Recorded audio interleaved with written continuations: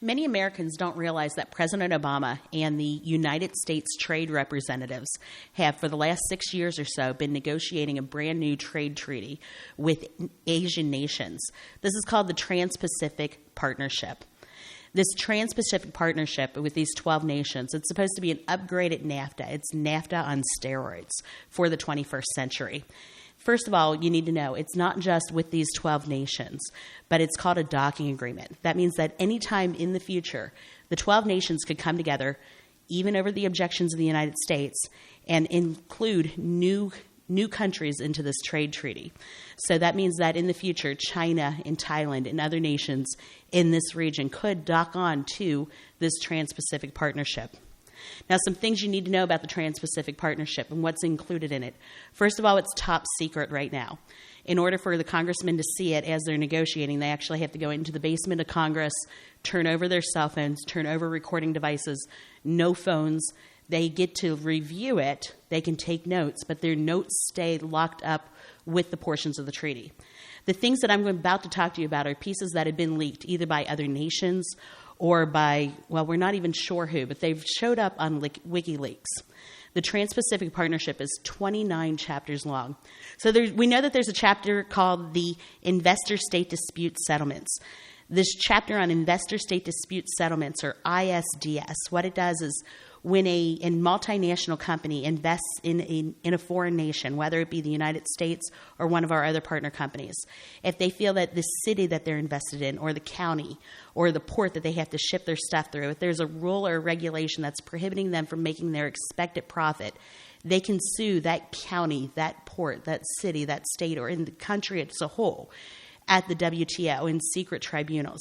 Those tribunals can then come back and tell those local governments or the federal government to change the law, or else there's going to be punitive tariffs put onto their products and such. Now, this is concerning because that means that we've just put, because of this TPP, the Trans-Pacific Partnership, we've just put foreign courts ahead of American courts and American lawmakers. That gives up a little bit of our sovereignty. There's a chapter on food safety standards. Basically, any country that has a written food safety standard that's good enough for their people, that's not going to be good enough for the people of the United States. So when foreign companies, whether it be Japan or Burma, are importing food into the United States, it no longer needs to be inspected because those countries have got written food safety standards. That food will then go straight to American shelves in American grocery stores. Now, this is also concerning because in the food safety section, they're taking out country of origin labeling. So you will no longer know if you're buying Gulf Coast shrimp, and we all trust and know Gulf Coast shrimp caught down in Florida and Alabama and Louisiana. That's the good stuff. Or if you're getting international shrimp, which is farmed by, well, potentially slave labor over in Taiwan and Thailand and the like. We know that there's a section on immigration, a chapter on immigration in the TPP. It's not so much that they're looking to change America's immigration laws, but we suspect strongly that they're going to be increasing the number of visas that these foreign countries are allowed to issue to their citizens to come into the United States.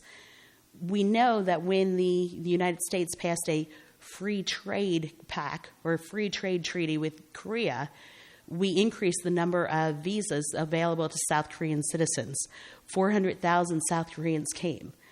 Not all 400,000 left. And now they've got children who were born here who are American citizens.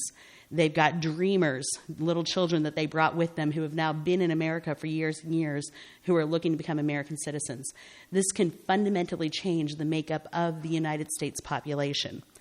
We know that there's a chapter on climate change. We know that President Obama has been out speaking over and over again about the dangers and ills of climate change, and we suspect that there's going to be climate change regulation built into the TPP. And we know that there's not any chapters on human rights. This is concerning because we are going to be trading with countries that have slavery. Their state-owned enterprises are using slave labor to make products that are then shipped at a very low cost to America. I know that American workers can never be outworked. I know that American workers always build the best, most innovative products. But American workers cannot compete at a price scale against slave labor. In trade treaties like this one, it is one way that we can use diplomacy to improve the lives of people in third world nations and underdeveloped nations, and yet we are doing nothing to help those people. And instead, we are allowing slavery, whether it be child sex slavery or slavery to make our products, grow food, shrimp, whatever. We're allowing that to continue on so that we can get cheap products, and I think that's a horrible thing. So how do we slow down the TPP? How do we get Congress more involved and at the negotiation table? Because let's face it, the Constitution was written specifically to make sure that Congress was involved in trade negotiations. 535 brains, businessmen and women who are involved in trade and in negotiations are better than the USTR and one man in the presidency. How do we do that? We stop what's called the TPA, the Trade Promotion Authority. The TPA is a bill. It's actually already been voted on by the House and the Senate, and this gets a little confusing, but the House and the Senate have already passed it, but it hasn't been finalized yet because there's another piece, and I'll get to that in just a moment. But this TPA, it's a law that allows the president to begin negotiations. It tells the USTR what Congress's negotiation objectives are. The problem is that TPA is supposed to be passed before the negotiations begin so that the president and USTR know who to trade with and what to trade about, what they want, what Congress wants accomplished. The TPA guarantees what's called a fast track to passage, limited debate, no filibuster, no amendments, no markup. It's guaranteed an up or down. The trade treaty, despite being a treaty, is guaranteed an up or down vote by both the House and the Senate. And instead of a 2/3 majority of the Senate, it's just 50% of both houses that need to pass it. Now, here's the problem with the TPA and fast track. The fast track doesn't just apply to the trade treaty. It applies to what's called the implementation law. The implementation law is this giant omnibus bill that is written by the president without congressional input that harmonizes American law after a treaty is passed with the laws and regulations of the treaty. So that means that when the TPP passes with a fast track, President Obama will be able to write a massive law that rewrites American regulations and rules and laws considering sovereignty, food safety, immigration, climate change, human rights, and 20 other types of domestic policy based on the chapters of the TPP. And Congress has to vote on it. They have to vote it up or down. And if they vote it down, any of our trade partner countries could sue and complain to the WTO, and the WTO can force Congress to pass that law. This takes away our sovereignty. It takes away our Congress's ability to write laws. It takes away Congress's ability to change those laws. And then what's worse is once the law has been written with, let's say, Gruber-like language, so very not clear, the regulators, the bureaucrats get involved, and they write page after page, thousands upon thousands of regulations, brand new, to implement those laws, which are now harmonized with international law. So just imagine what they might come up with climate change or immigration. The possibilities are endless. That's why President Obama wants this trade treaty so bad.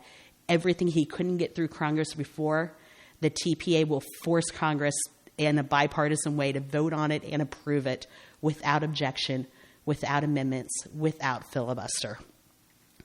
Now, to stop the TPA, the Trade Promotion Authority, which has technically already passed both the House and the Senate, we need to stop a second piece of the bill called the TAA, the Trade Assistance Authority.